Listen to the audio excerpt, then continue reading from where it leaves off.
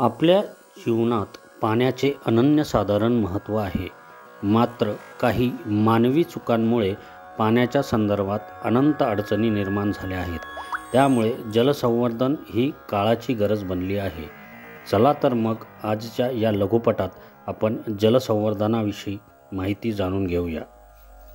आपल्या देशात पाण्याचा मूळ स्रोत पाऊस आहे.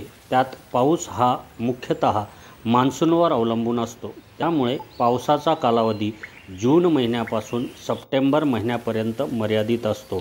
या पावसाच्या पाण्याचे योग्य संवर्धन करणे काळाची गरज आहे.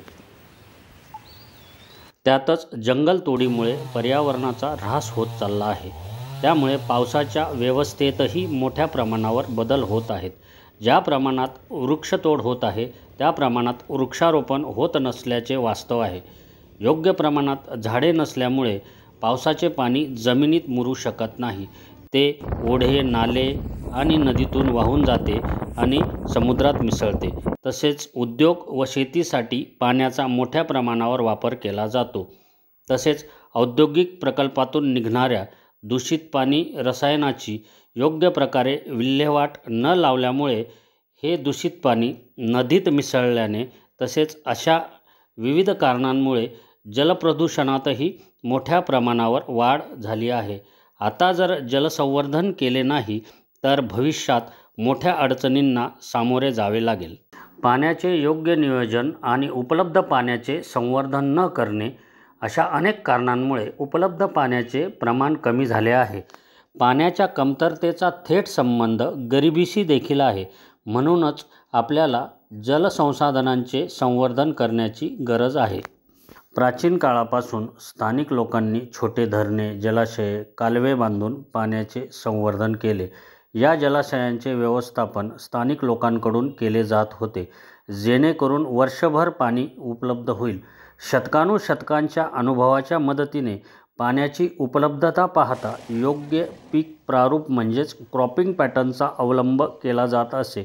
कालांतराने जसा काळ बदलत गेला तशा पाण्याच्या साठवणीचे प्रकल्पही बदलत गेले. सरकारकडून मोठे प्रकल्प म्हणजेच मोठे धरणे व लांबलचक कालवे बांधले गेले. त्यामुळे प्राचीन काळच्या जलसंवर्धनाच्या या स्थानिक पद्धतीचे महत्त्व कमी होत गेले.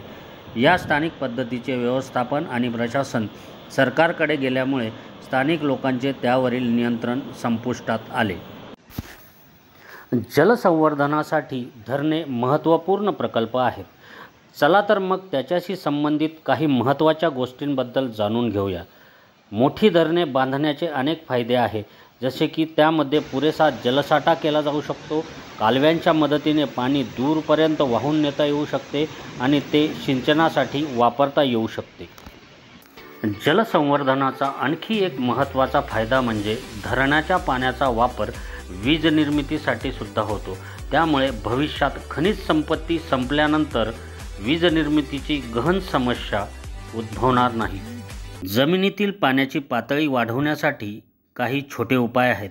त्यात घराच्या छतावरून खाली जाणारे पावसाचे पाणी जमा करणे, मातीचे लहान बंधारे बांधणे, वाळूचे संग्रह तयार करणे, सामान्य पाण्याच्या साठवण प्रणालीची स्थापना करणे यासारख्या विविध पद्धती वापरून आपण भूजल पातळी वाढवू शकतो.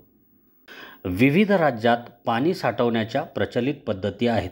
जसे राजस्थानात खादीन, मोठे कुंड आणि नाडी, महाराष्ट्रातील बंधारे आणि तलाव, मध्य प्रदेश आणि उत्तर प्रदेशमध्ये बंदिश, बिहारमध्ये आहार व पाईन, हिमाचल प्रदेशातील कुल्ल, जम्मूच्या बंदी भागात तलाव, तामिळनाडूमध्ये एरिस म्हणजेच टँक, केरळमध्ये सुरंगम, कर्नाटकात कट्टा इत्यादी पद्धती आजही वापरल्या जात आहेत. यामध्ये गावाला पाणी पुरवठा करणाऱ्या मानवनिर्मित कालव्याच्या साहाय्याने नदीचे पात्र बदलून गावात पाणी आणले जाते.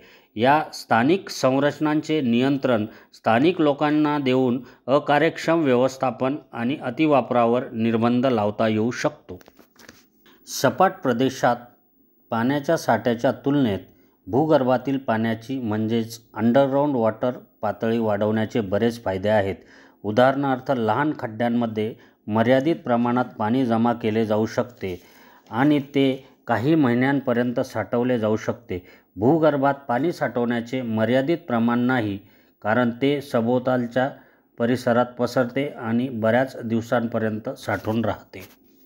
या लघुपटातून आपण जलसंवर्धनाचे महत्त्व आणि उपायांच्या संदर्भात माहिती जाणून घेतली. धन्यवाद.